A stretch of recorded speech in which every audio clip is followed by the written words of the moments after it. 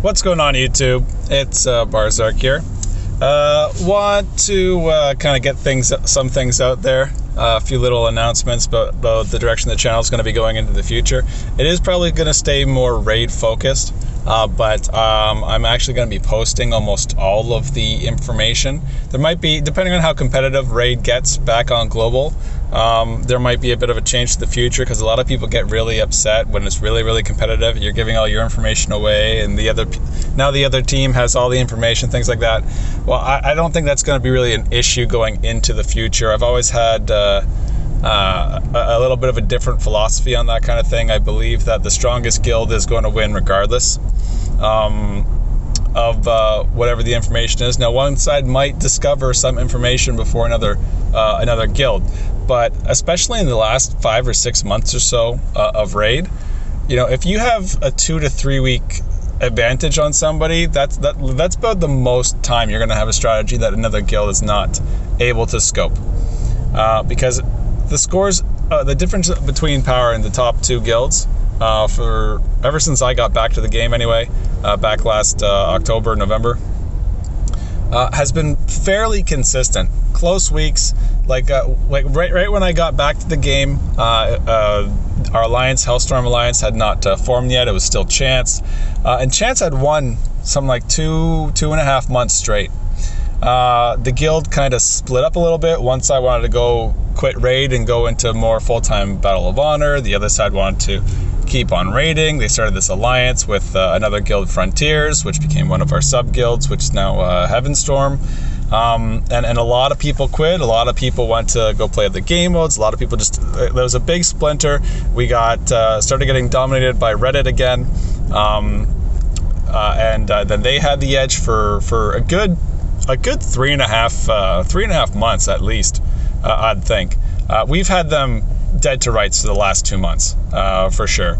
And actually, I think last night, Alfredo, most people will in the raid scene, at least in global, he has officially quit the game. He had a great speech about it too. I'm not going to get into that in this video. I had a really good chuckle with it. I knew that he was going to spin his however he leaves the game in a way that is really kind of loaded with excuses. But this is why this is, and really it's really like this or something like that.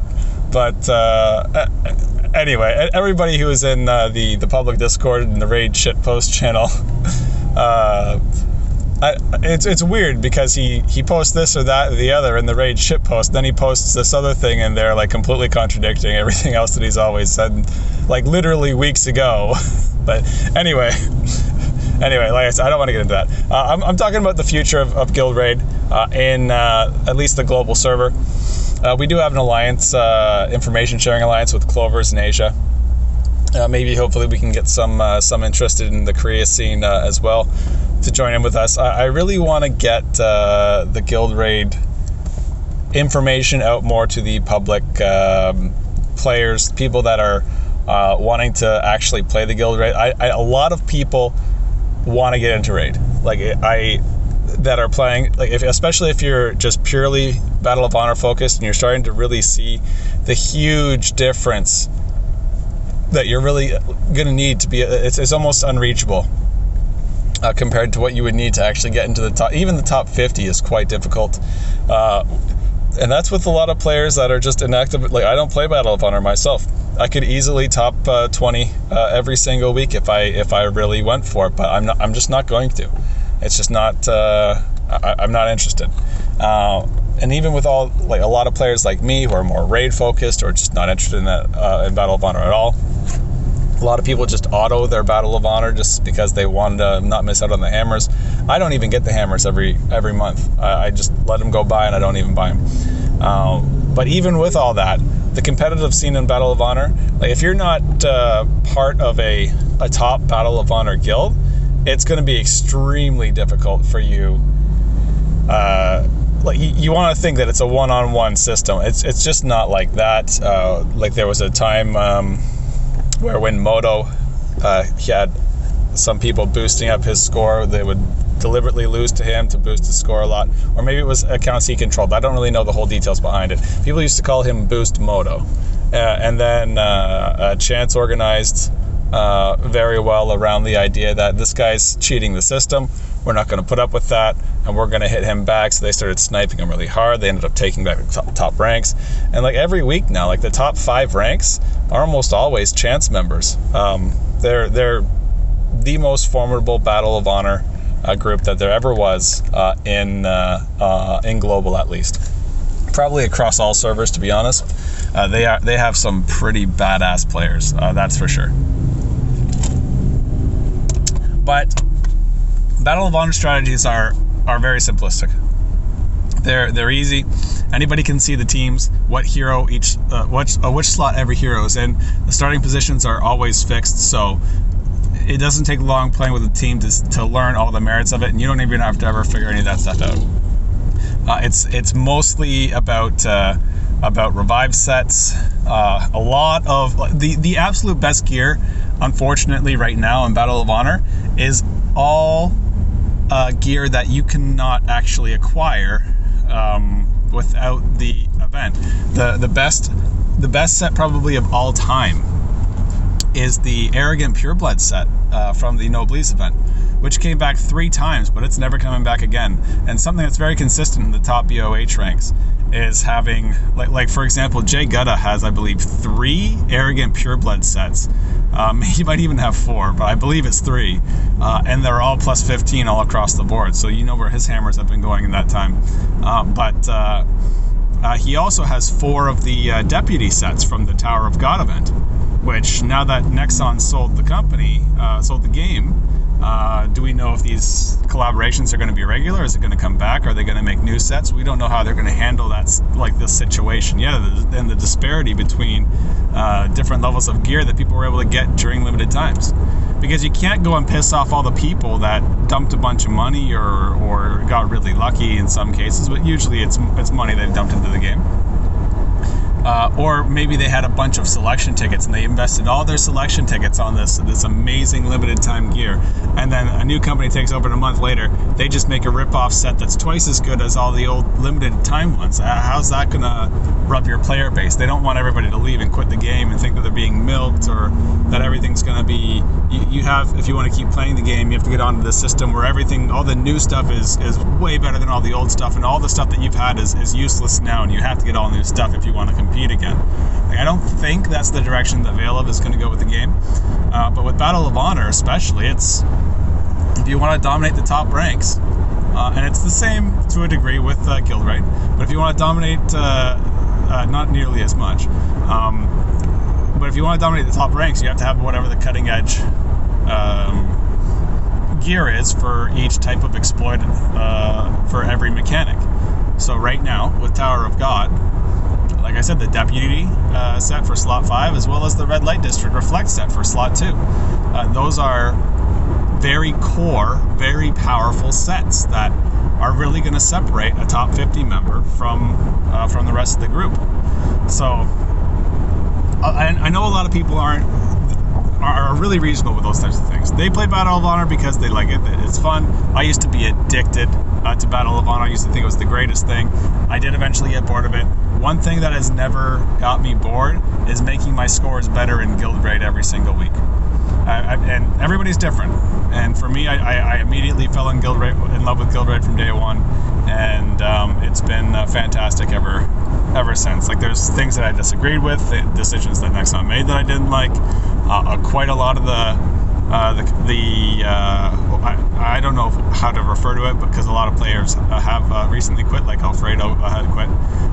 Quite a lot of people like to blame certain mechanics that are being abused for Guild Raid. For example, terrain death on a boss will prevent minions from moving, as well as the boss from acting. So things like that people disagreed with. I thought it was the greatest thing of all time, but we can get into that in another video.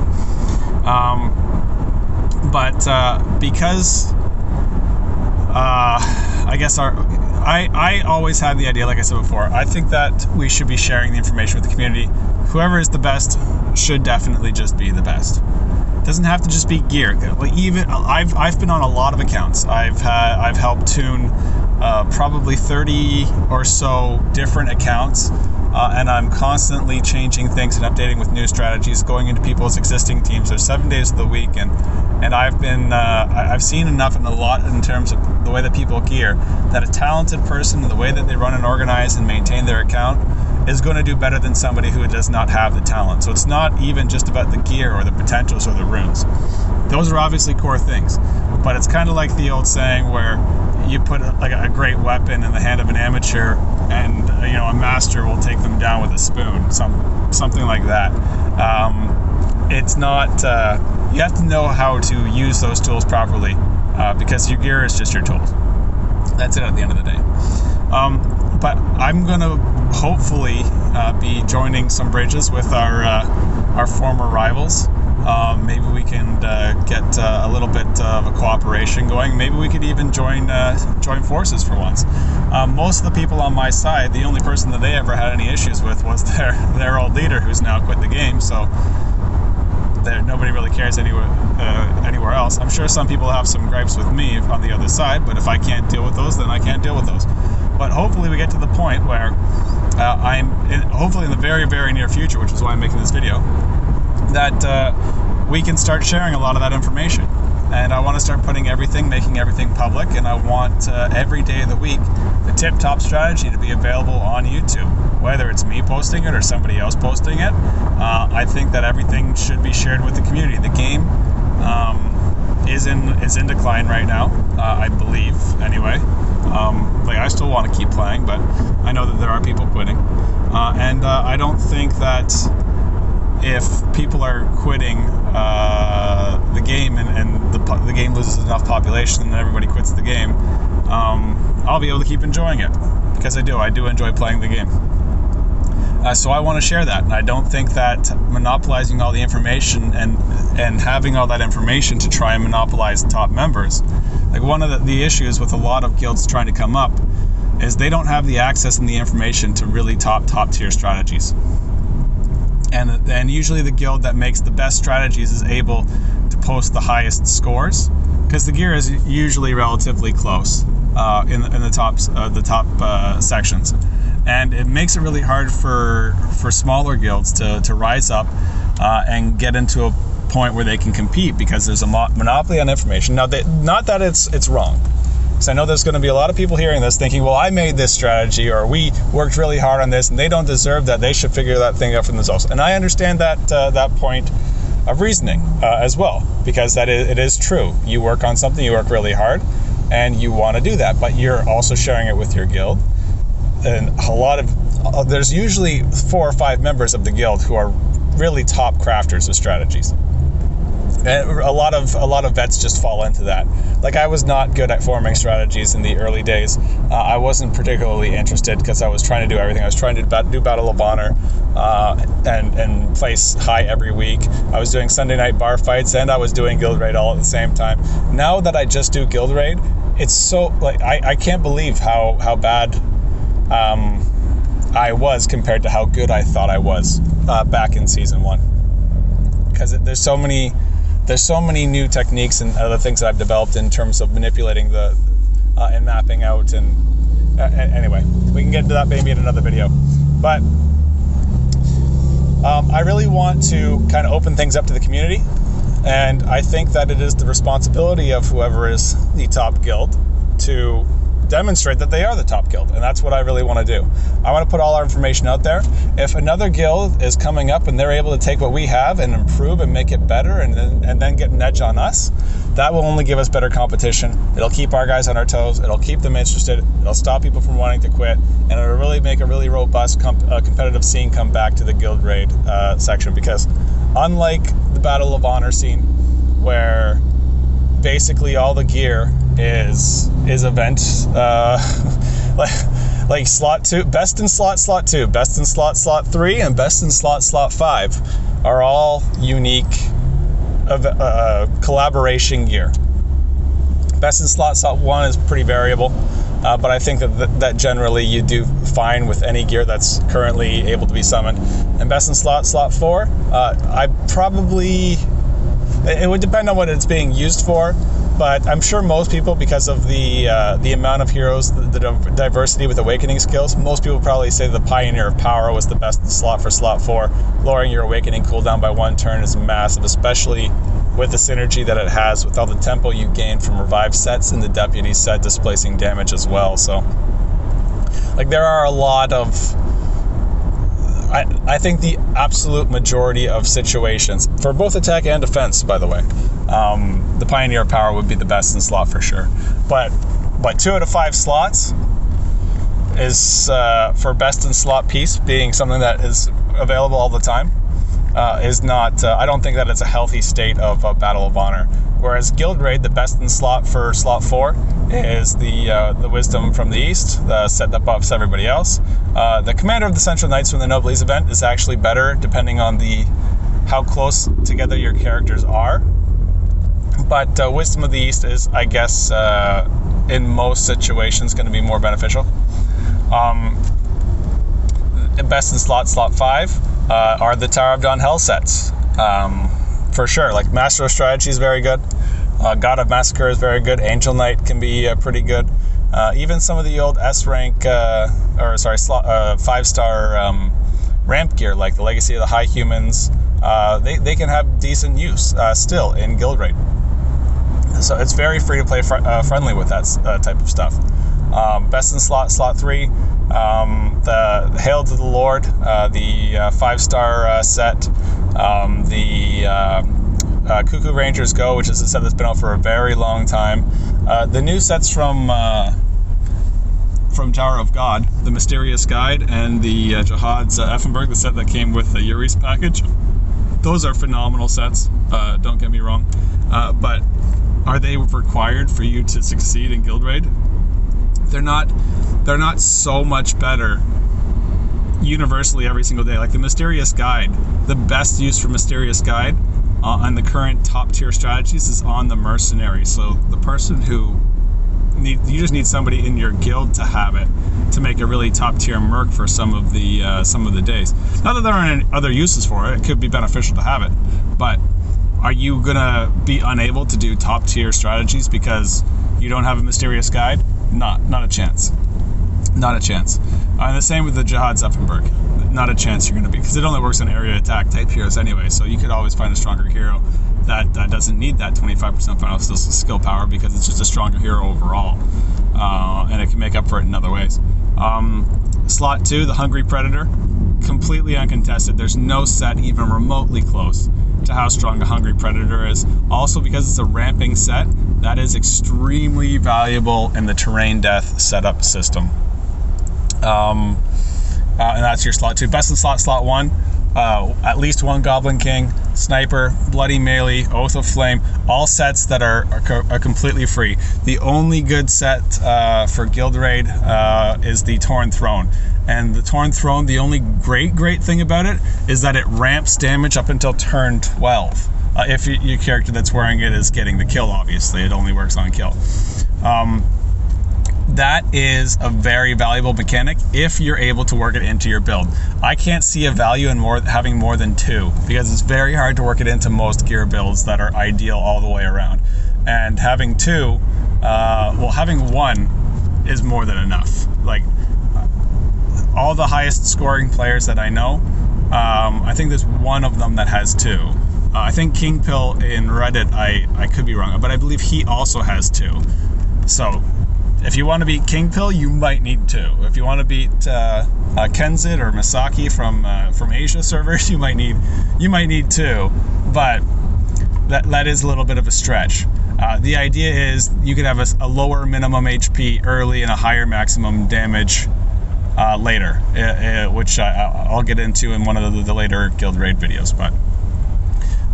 But it's not so much stronger that you will be missing out if you used a Lonesome Sniper set, for example. So it's not like it's this game-ending set. It's not anything like in Battle of Honor where if you don't have it, you just can't compete.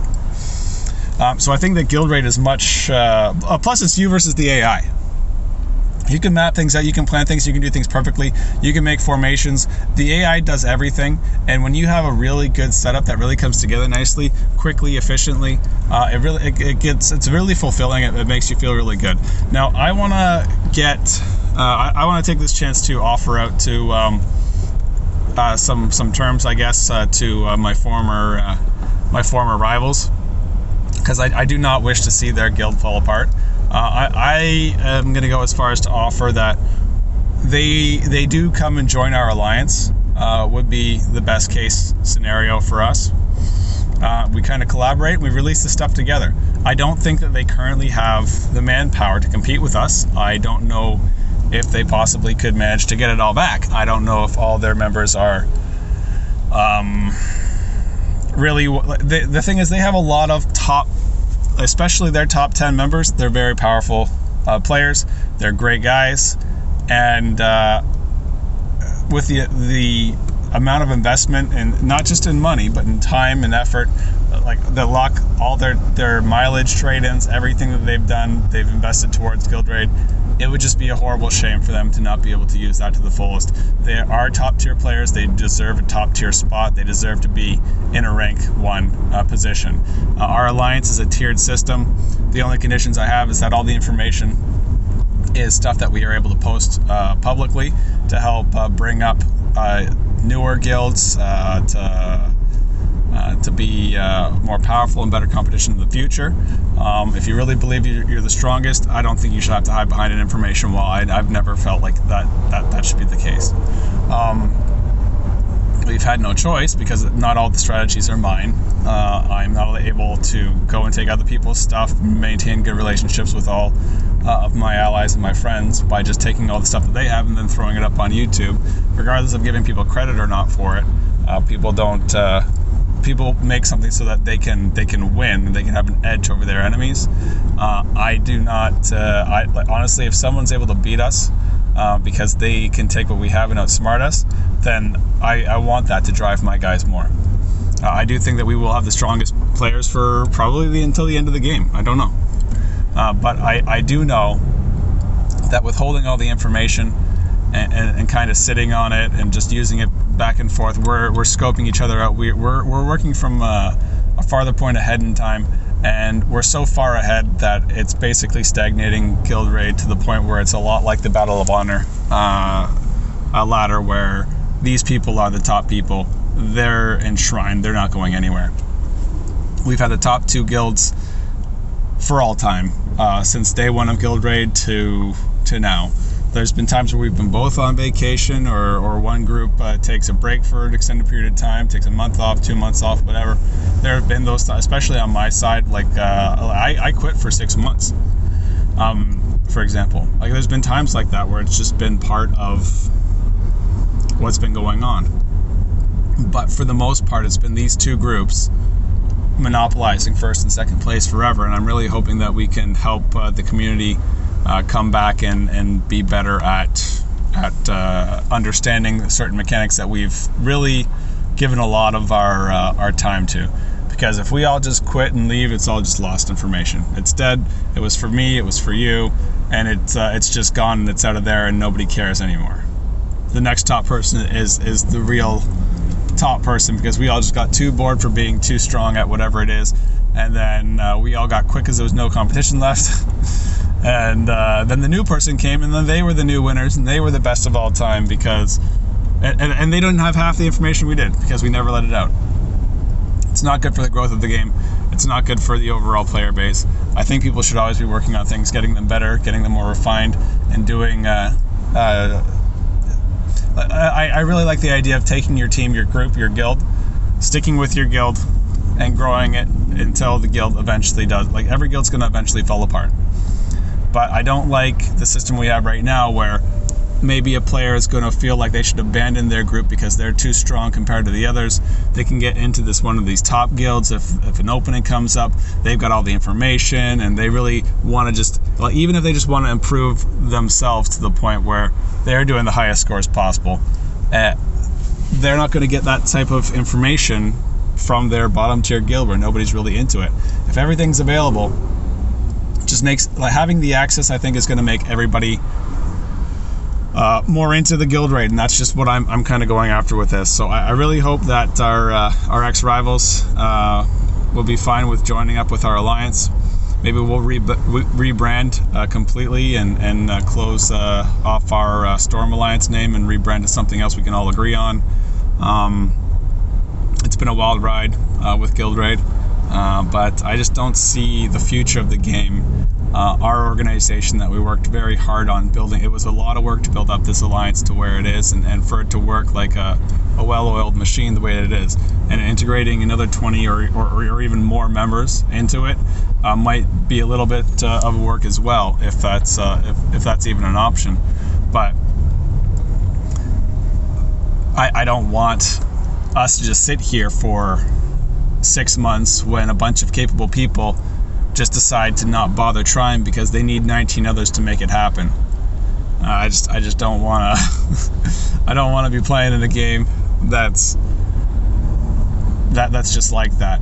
Good, healthy competition is the main reason why people want to progress and get better, and that's just really all I wanted to say with this video. While I'm here stuck in traffic anyway. So let me know what you guys think. If you, I am going to be starting to release regular videos because I don't think that I'm just not sure that our without I know that there's a lot of players that have accounts that are being piloted by other guild members. Their leader has basically said he doesn't give a shit anymore. He's out. He's gone.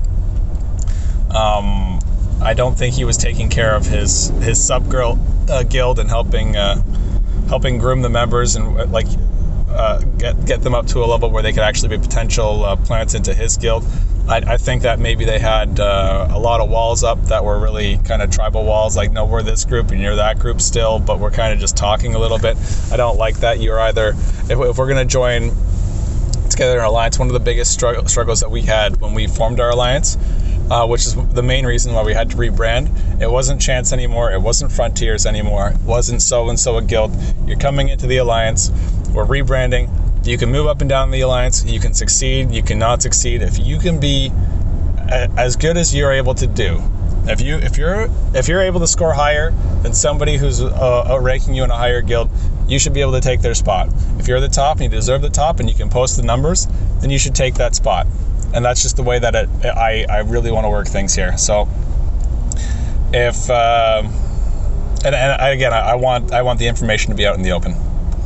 Maybe not every single week we update with every single little refinement, but if ever there is a significant change to any particular day, or a great new strategy comes out with the new content, or a new hero is patched, or some cool new ideas come out, then I want to be able to share it. And I want to be able to make the people that are kind of climbing in the top 10 ranks, I want them to be able to make the rank 3 guild feel like they're not safe at rank 3. I want them to make my guild feel like it's not safe at rank 1. And I want them to make any other guilds in the top 5 feel the same way. So hopefully we can get that going in the future. That's basically my 2 cents on it all. I'm going to be, I guess if you stayed along and listened to this video this far, I think maybe I'll show you a quick formation for today that was made originally by Clovers. Hopefully they don't mind me sharing it right now because I'm not asking permission, because I'm a bit of a dick that way.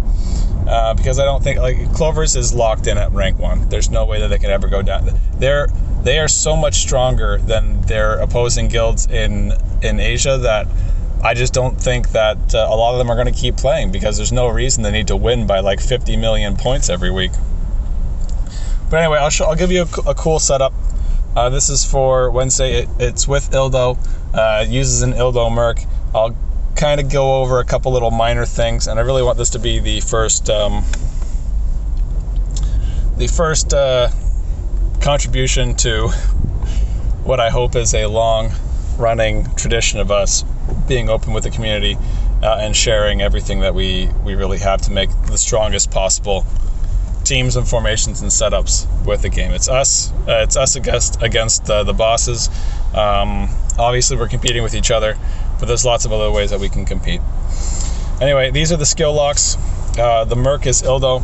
The reason that the Merc is Ildo is because it's using the red light district reflect set. Not everybody has that set, so having the mercenary wear it is important. For your lord skills, the important thing that we need to do here, turn off your defense mastery. And you really just, I'm only using paper and rock heroes, so this should be the masteries that you set out. As for the formation, I'll kind of get into that real quick. Let's go practice. My mercenary for today, I believe, is Velis. He's the one who's got it set up for today.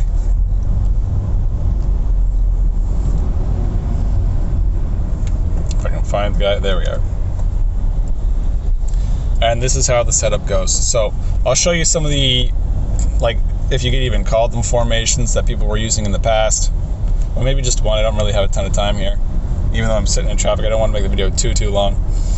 One of the setups in the past, ignore Kun. Like, imagine he's able to hit from this location. He's not right now. So something like that, another hero over there, and then Ildo would go right there. So everybody's just shooting at the boss from behind. Not everybody has terrain, so that's a little bit of the dumb side. So with this setup, we're gonna put Noel here. I believe she also works here. I completely forget, but we're gonna go here. We're gonna put Kun in this position. Now he needs his soul gear where he gets the extra range on his first skill, but he's gonna go right there. He is wearing the Immortal set. Nox can go here, Rage can go there. Ian's wearing aura buff sets, he can go there. And then Ildo, again, goes right here. And I'm just going to let you watch it out so you can see how things go. So right away, you're going to want to save your heal. Switch it over to Absolute Protection. Right away. What happens if you put Ildo touching the boss, he will back up because his punch has a wide range. He'll back up and then he'll be able to hit two of the heroes that are sitting on the lava tiles, in this case Ian and Rage. So if you put him in this position, he will stand still. However, if you put Kun behind him, the boss will move up a single tile of his own volition and then punch Ildo. So he can also hit the second target, which is Kun. So we put the Immortal set on Kun, which gives him one extra movement as well as the ability to Ghost Walk, so he can move through the enemy. And when he does that, he's going to walk behind the boss. So I'm going to heal with Absolute Protection here because I don't want my Kun to get killed. Remember, I turned off Defense Mastery so I can get the maximum value for the red light district set. The heroes that were on the neutral tiles are going to move up to the lava tiles. Kun walks behind. The boss blows up. It pushes Kun to the back wall where he's now 5 range away. And that puts us in a position where all 5 heroes now have direction, except for Ildo. And all 5 heroes have direction that are doing the DPS. Ildo, the tank, has the red light district set. And he has lava terrain, because everybody gets lava terrain with Nox as a combination formation bonus for assembly bonus, for today's setup. And then I don't remember my tune. I like to have Ildo getting the kill. That way he cannot be countered, because it's better. Like, he needs to have a noble kin to regen and self-sustain. Well, he doesn't need to, but it's better. Like, the optimal build for Ildo here is straight full DPS, and he's just hitting so hard that his regens are like 20k per hit. I think 17, 18k per hit. Let me just check out what a co-op heals for on Velis here. So a counterattack was 16,000. Alright, let's see, we got a kill there. Alright, so 193,500. One co-op up to 209,000. And if he special co-ops like he does on Ian, he'll actually heal more. Let's see, 242.6, and then Ian, alright, 162.6, sorry, and then Ian's gonna attack. And it's 189. So it was like 27,000 for a special co-op heal. Anyway, I'm gonna end that there. If you can tune it so that Ildo's getting the kill, or use your own Ildo if you have all the appropriate gear, that's the ideal. Generally, I'll let you guys play around and figure out the gear yourself. This is a little bit of a sneak peek for a future video where I'll probably go more in depth with it, as well as all the other days of the week. But really hoping that we can kind of come together, change the future of what we're doing right now, because I do believe that it is going to be the end of Guild Raid just in general, or even maybe along with everything else in the end of the game. The player base needs to at some point step up and say, you know what, this is the direction that the game's going. What can I do to stop that? If I don't like that direction, I don't like that direction. This is one of the things I'm going to try to do. So I'm going to end that now. This is a double kill setup as well, by the way. That's why I said if you can get Ildo getting the kill. In theory, obviously, it would also work if you're doing a single kill setup. If you're really, really weak. But if you have all the appropriate gear to do this, you're probably strong enough that it's not really an issue. Anyway, so there's a nice little prize for all the people that stayed behind to the end. Hopefully we can get something going with our rivals, or if you have another guild, if you're maybe somebody else in the top 5 guilds, you're interested in maybe joining up with the Alliance or whatever, we have a place for basically everybody. But the only thing that I gotta say is if you're coming into the Alliance, everything is for the Alliance. If you're not capable of occupying a top position in the top 20 spots to be in the Hellstorm position, then you can't take that personally. You got to go to where you're supposed to go. You're going to have to prove yourself with your results, and you're going to have to be in regular contact with me personally, especially because I am the leader of Hellstorm. If you want to be in Hellstorm, you need to be outreaching to me personally and showing me the scores, showing me the improvements, saying, you know, if I had your level mercs, for example, I could probably do this, I could probably do that, and you're going to need to demonstrate that you actually have, there is a bare minimum of gear, I'm not going to lie there. But you're going to be able to demonstrate that you want to actually succeed and do better in Guild Raid if you're going to occupy a top position. We only have 20 spots at the top in Hellstorm.